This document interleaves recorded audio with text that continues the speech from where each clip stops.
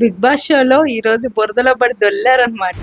Big boss షోలో ఈ రోజు చాలా థింగ్స్ జరిగాయి. 2 గేమ్స్ ఆడారు. దాంట్లో ఫస్ట్ ది మడ్ గేమ్ అనమాట. మడ్ గేమ్ లో నలుగురు వెళ్లారు. ఆ నలుగురులో ఫస్ట్ పవన్, కళ్యాణ్, గౌరవ్, ఇమాన్యుయల్ వెళ్లారు. అందరూ బురదలో పడి బాగా దొర్లారు.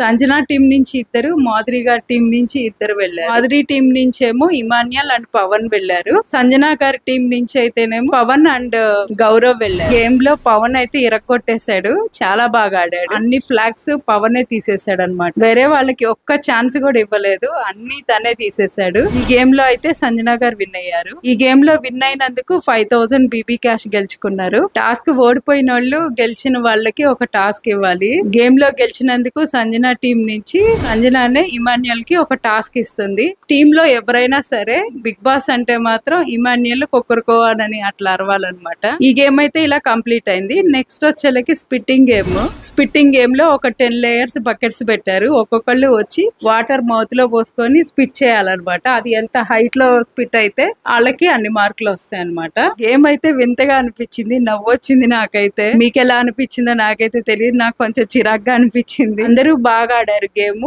అందులో రాము అయితే చాలా బాగా ఆడాడు అందరికన్నా. మళ్ళీ సెకండ్ టైం కూడా సంజన టీమే విన్ అయింది. ఈ గేమ్ లో గెలిచిన సంజన టీం ముందు ఆపోజిట్ టీము మోకాళ్ళ మీద కూర్చొని సంజన టీం తోపు, మేము తుపాస్ అని చెప్పమని చెప్పాడు బిగ్ బాస్. గేమ్ అంతా అయిపోయిన తర్వాత ఒక్కొక్కరి దగ్గర ఎంత క్యాష్ ఉందో కౌంట్ చేసి చెప్పారు. అందరికన్నా హైలో తనుజ ఉందన్నమాట. తనుజ దగ్గర చాలా డబ్బులు ఉన్నాయి. 7000 దాకా ఉన్నాయని చెప్పింది. అంత డబ్బులు ఎలా ఉన్నాయి? అంత నొక్కేసి ఉంటది.